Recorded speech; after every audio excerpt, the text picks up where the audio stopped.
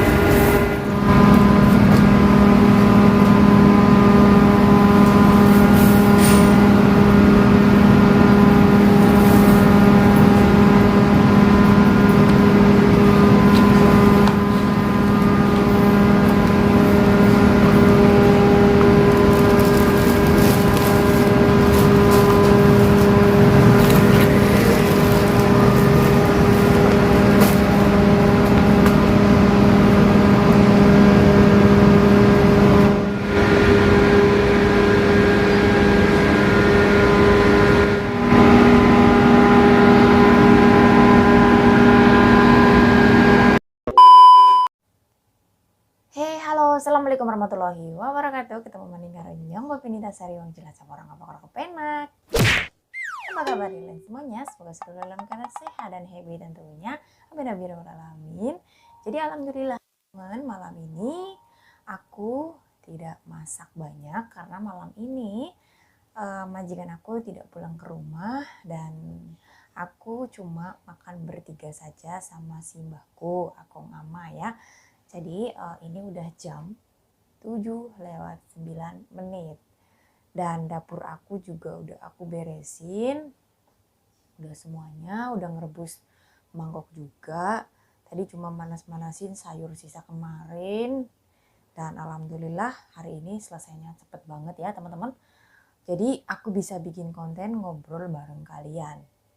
Dan sebelum aku masak tadi sore, maksud aku sebelum manas-manasin sayur itu, aku itu jam 3 sore itu turun buang sampah dan seperti biasa sebelum buang sampah aku pasti nyapu-nyapu sebentar di bagian lantai 1 karena kalau bukan aku yang nyapu itu nggak ada lagi kecuali bosku juga sih, karena di sini orangnya cuek-cuek banget dan di sini adalah rumah tua yang ibaratnya udah nggak keurus sama orang-orang sini. Soalnya ada juga rumah yang udah dikontrakin ke orang tuh kayak cuek banget orangnya tuh, kayak nggak mau peduli sama lingkungan sekitar gitu loh. Dan aku juga tarik-tarikin itu yang di depan teras itu kan ada rumput-rumput yang udah panjang gitu sampai bawah. Jadi aku tarik-tarikin aja sampainya aku, karena aku tuh kecil, pendek ya. Kecil pendek itu tingginya cuma 147 aku ya. Info for your information, jadi nggak apa-apa. Ya kalau misalkan kepengen bersih sih aku paling turun bawa itu apa namanya, tangga yang alat bantu buat manjat gitu ya. Namanya tangga apa sih? Mai, kalau di sini namanya mai. Oke, jadi langsung aja aku mau sharing sama kalian. Barangkali ada yang penasaran, bekerja di Taiwan itu seperti apa sih? Oke, kan waktu itu ada yang bertanya, Bopi kalau misalkan bekerja di Taiwan itu apakah harus bisa berbahasa Mandarin? Oke, aku jawab di sini. Sebenarnya antara harus bisa dan nggak bisa ya itu 50-50 ya. Dulu aku pas awal kesini kan proses dulu di PT, proses belajar, proses segalanya gitu, proses di PT. Nah, habis itu proses kan terbang ke Taiwan itu, aku belajar di PT itu sama keadaan di sini tuh sama sekali berbeda 180 derajat. 比如说，在印尼学怎么样，到台湾已经不一样了，就是完全不一样。所以学国语在印尼重不重要？我觉得也是有一点重要啦。就是你们要学，就是学比较简单的话，比如说就是算1、2、3、4、5、6、7、8、9、10这样，然后写就是怎么跟老人家讲。Ama, woyo bang nih, co semuanya, misalkan seperti itu ya. Jadi di di Indonesia itu kayak kebanyakan lebih belajarnya itu bahasa baku ya. Tapi kalau sudah sampai di Taiwannya itu kayak yang belajar otodidak lah. Waktu aku pengalaman pertama aku ke Taiwan itu bener-bener kayak merasa menjadi orang paling on di seluruh dunia. Aku di Indonesia itu waktu itu aku adalah seorang cece kelas, meskipun aku bukan ex Taiwan, aku di Indonesia itu adalah seorang cece kelas sampai dikira aku udah ex Taiwan, karena waktu itu aku belajar bahasa itu tidak pernah mendapat hukuman sekalipun ya. Ini bukan yang sombong, tapi memang ini adalah cerita faktanya seperti itu. Pas nyampe di Taiwan, Masya Allah semuanya hancur buyar, nggak tahu kemana ini bahasaku, udah bener-bener blank, udah nggak ke-save di memori otak aku, udah kayak kok aku yang dulu nggak pernah dihukum sampai Taiwan kok bisa se-on ini gitu kan. Jadi dan kebetulan aku juga mendapat majikan yang super duper ya gitulah. Jadi di situ aku benar-benar harus dipaksa bisa berbahasa Mandarin dalam waktu yang singkat. Dan alhamdulillah aku di sana itu langsung belajar otodidak. Jadi biasanya majikan itu ada yang mau harus udah bisa bahasa, ada yang mau terserah lah, yang penting bisa kerja gitu ya. Ada yang seperti itu. Jadi kalau aku dulu majikan itu mau yang masih non dan nggak bisa bahasa, nggak apa-apa, mereka mau ngajarin gitu ya. Tapi cara ngajarin mereka tuh bener-bener keras banget sampai aku bisa seperti hari ini, yaitu berkat mereka gitu ya. Bener-bener digembleng banget, mengharuskan aku dan teman-temanku bisa berbahasa Mandarin. Kenapa aku bilang teman-temanku? Karena aku di sana bekerja bukan cuma satu orang. Aku di sana punya teman dari Cirebon, dari Indramayu, dari Majalengka ada. Jadi di sana semua teman-teman aku juga harus bisa berbahasa Mandarin. Jadi aku di Taiwan ya jujur, kalau belajar di Indonesia itu memang menurut aku tuh gampang banget ya. Cuma hafalan nama buah, nama barang, nama-nama barang dapur, nama-nama apa sih, alat-alat bersih-bersih, nama-nama pekerjaan. Itu sangat-sangat gampang menurut aku, cuma hafalan ya. Tapi kalau di Taiwan itu kan langsung conversation dengan orang Taiwan. Jadi harus bisa bahasa atau enggaknya ya.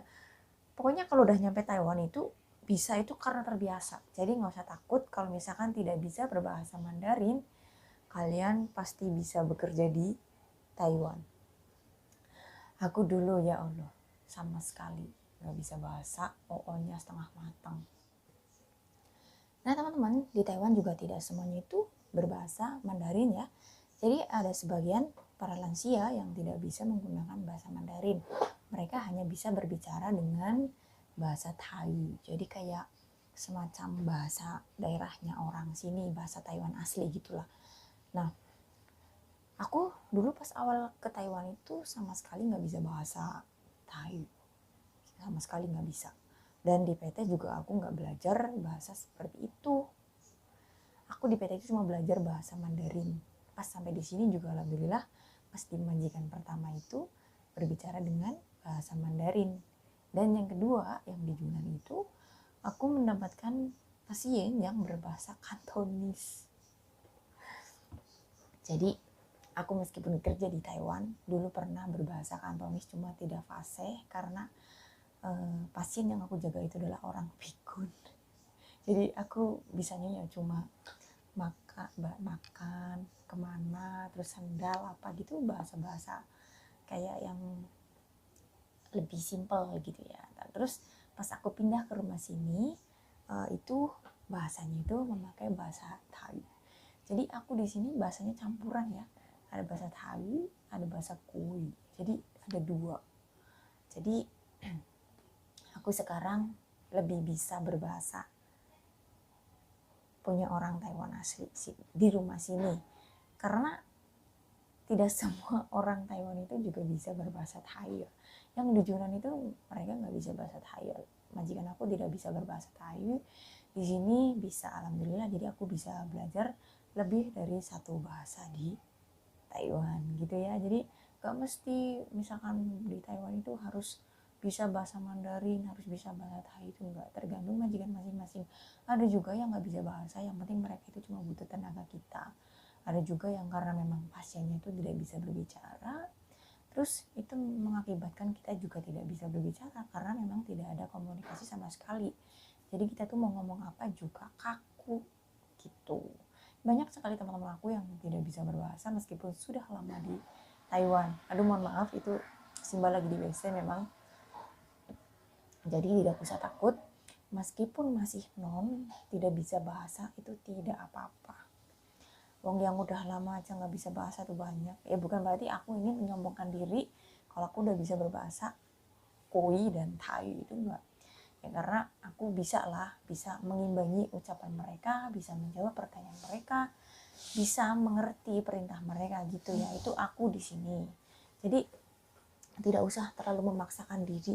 Yang penting di Taiwan itu kerja jujur udah cukup. Jangan aneh-aneh, itu udah cukup, majikan udah senang. Ya semua itu juga kembali ke majikan masing-masing aja sih. Ada yang menuntut mau bisa bahasa, ada yang lost door, ada yang ya segitulah, sama aja kayak kita di Indonesia gitu ya. Oke teman-teman, kira-kira seperti itu. Semoga menjawab teman-teman yang penasaran seperti apa sih awal mula bekerja di Taiwan, apakah harus bisa bahasa Indonesia, bahasa Kui atau tidak. Terima kasih banyak untuk semuanya. Wassalamualaikum warahmatullahi wabarakatuh. See you next video.